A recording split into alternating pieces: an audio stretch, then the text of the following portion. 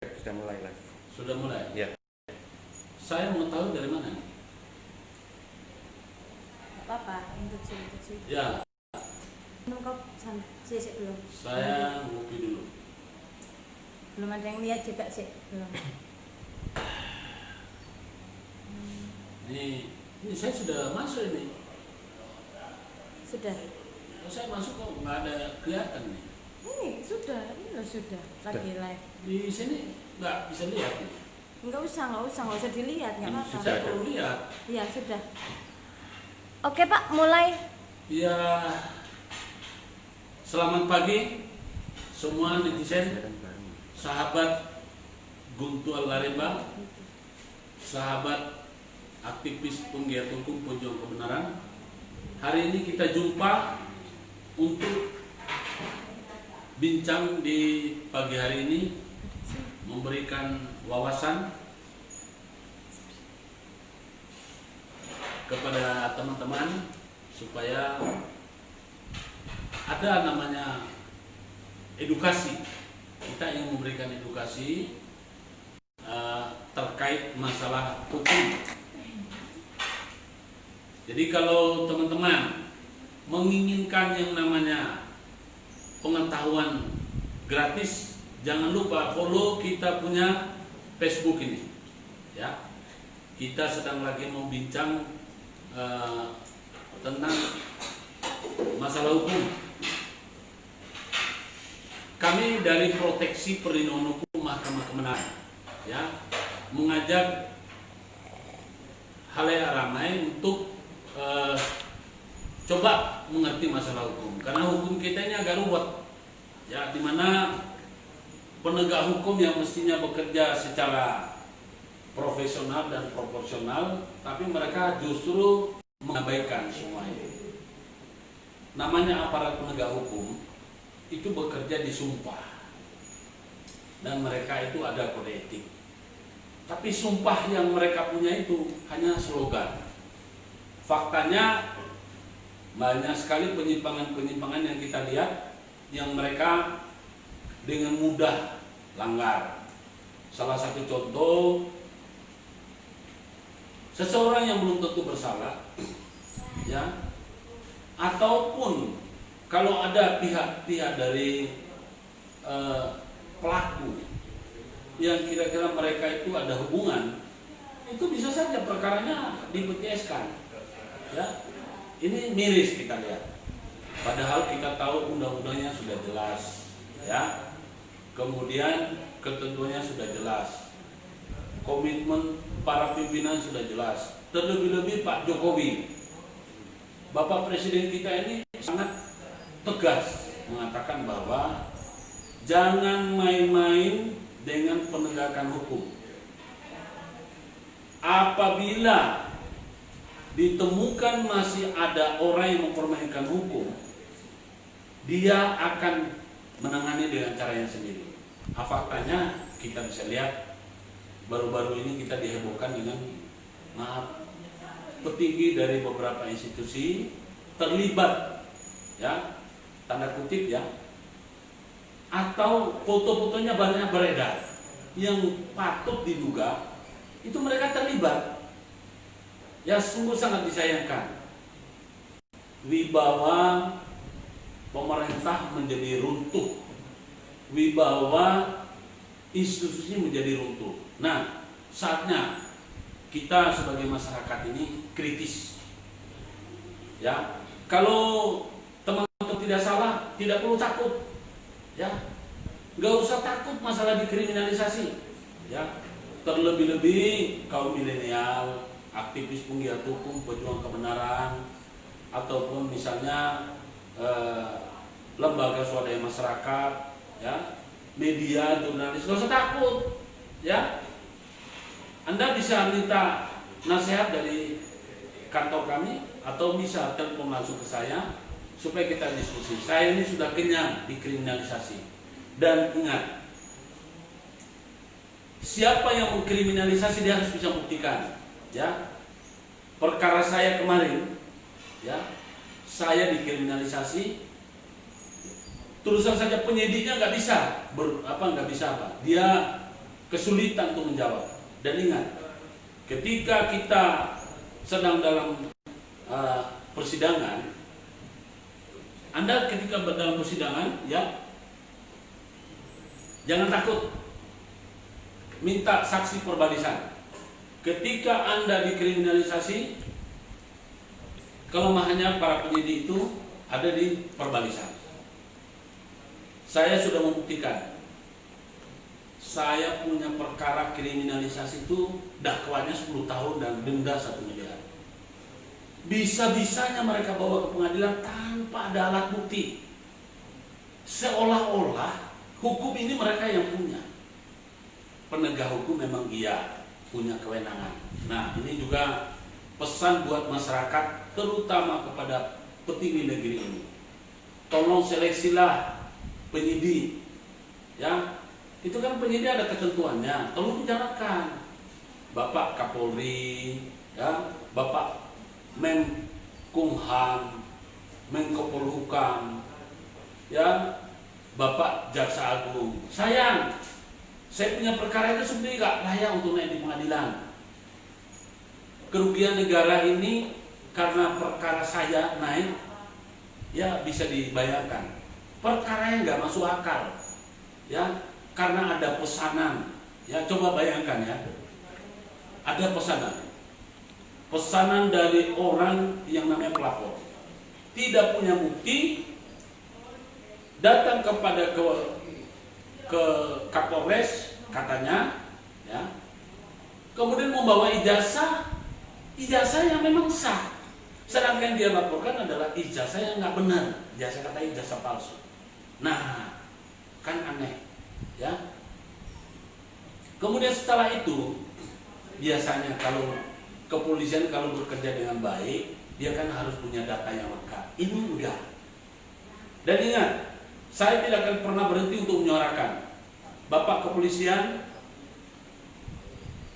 penyidik Bapak yang menangani perkara saya, ya, dengan sengaja menggandakan itu fotokopi ijazah yang diperoleh dengan cara curian, lalu dilegalisir tanpa ijazah aslinya.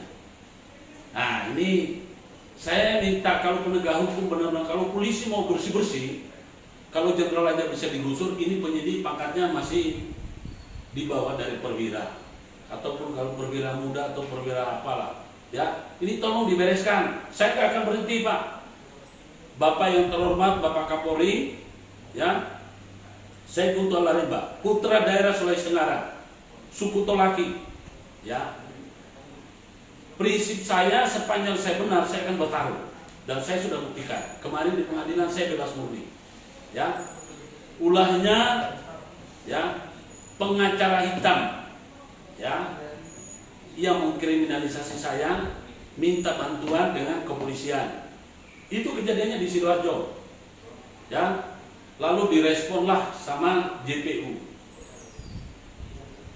Saya tidak takut. Saya sudah bilang, kalau saya salah 1000 tahun pun saya siap menjalani hukuman. Tapi kalau saya tidak salah, jangankan bilang 1 bulan, 1 minggu, 1 hari pun saya minta supaya diganti. Jadi hukuman tembak di tempat. Saya minta kepada majelis hakim, silakan lihat perkara saya. Itu masih ada di Direktori Mahkamah Agung. Saya minta supaya dihukum mati. Saya nggak mau dihukum atas karangan. Kalau memang saya salah, silakan hukum saya. Tapi kalau tidak, jangan coba-coba untuk membuat hukuman namanya hukuman percobaan ataupun apa onslaught. Saya nggak mau, karena saya yakin saya tidak pernah melakukan kesalahan. Jadi proteksi perlindungan hukum ini, ya, hadir dengan mahkamah kebenaran melalui lawyer. Kepada kaum milenial, kepada aktivis, penggiat hukum, pejuang kebenaran, dan rekan sejawat, mulai hari ini kita tuh harus serius, ya, kita serius. Kita jangan mau lagi kompromi dengan para mafia. Kalau mafia dari swasta masih agak mending. Yang prihatin ini, negara menggaji aparatur negara menggunakan uang rakyat. Tapi apa yang terjadi? Ya, yang terjadi apa? Mereka yang digaji dan disumpah bekerjanya nggak benar. Saya minta kepada Bapak Presiden, mudah-mudahan ini ada yang bisa menyampaikan. Tolong dibuat Pak Presiden Mahkamah Sumpah. Mahkamah Sumpah itu akan lebih berguna daripada mahkamah-mahkamah lain, kecuali Mahkamah Agung, karena sudah lanjut ada. Tapi Mahkamah Konstitusi, kalau dia tidak mau mementingkan Mahkamah Sumpah, Mahkamah Konstitusi tentu perlu. Sorry, saya ralat. Jadi maksud saya gini, daripada lembaga-lembaga lain, lembaga negara lain, lembaga negara yang lain, misalnya yang selama ini kita pakai ada namanya komisi A, komisi ini, komisi kejaksaan, ya, komisi kepolisian. Maaf, saya beberapa kali bersurat kepada itu tidak pernah direspon dengan baik, ya. Kemudian komisi yudisial, maaf, tidak juga, nggak bisa. Jadi saya mengusulkan supaya apa? Dibentuk Mahkamah Sumpah. Mahkamah Sumpah ini kerjanya adalah memeriksa orang-orang yang sudah pernah disumpah yang melanggar sumpah, dan hakimnya nggak boleh hakim pengadilan, hakimnya dari masyarakat. Jadi saya mengusulkan supaya hakimnya dari masyarakat, yang mana ini bisa jadi masyarakat dari beberapa provinsi. Jadi kalau tingkat nasional, hakimnya dari masyarakat seluruh provinsi, ada perwakilan setiap satu satu provinsi satu perwakilan. Nah, kalau pejabat di provinsi berarti satu provinsi itu masyarakat diambil satu-satu. Kalau pelanggarnya adalah di tingkat kabupaten, maka masyarakat di beberapa kecamatan itu diambil untuk menjadi hakimnya. Dan sidangnya sidang singkat, ya. Dia adalah, kalau Mahkamah Sumpah ini yang saya ancang-ancang saya mengusulkan melalui dari kesempatan ini, Mahkamah Sumpah ini dari elemen masyarakat yang memang dituduh, mereka tidak perlu digaji, itu akan ada kebanggaan. Cukup dikasih mereka uang jalan, uang saku, akomodasi ditanggung, insya Allah pasti mau. Mereka bangga kalau bisa menjadi hakim. Nah, coba bayangkan, kalau ada dari 34 provinsi berarti 30 orang, lalu dari pusat 2 orang, jadi 36. Ini hakimnya. Jadi saya minta supaya negara ini benar-benar memperhatikan, gak usah terlalu banyak komisi ini, komisi B, komisi macam-macam, karena itu hanya pemborosan dan hasilnya nggak ada. Mereka menggolf, ya. Lebih baik bentuklah Mahkamah Sumpah. Nah, Mahkamah Sumpah ini mulai dari pegawai tingkat paling rendah yang memang pernah disumpah sampai pejabat tinggi, itu harus begitu ada laporan bahwa ini melanggar, langsung diproses, gak perlu tunggu penyelidikan, gak usah, karena mau kalikung nanti. Jadi seseorang harus membuktikan secara terbalik. Kalau perlu masukan, saya sudah punya konsepnya, ya. Nah, teman-teman, ini hukum kita sudah bagus.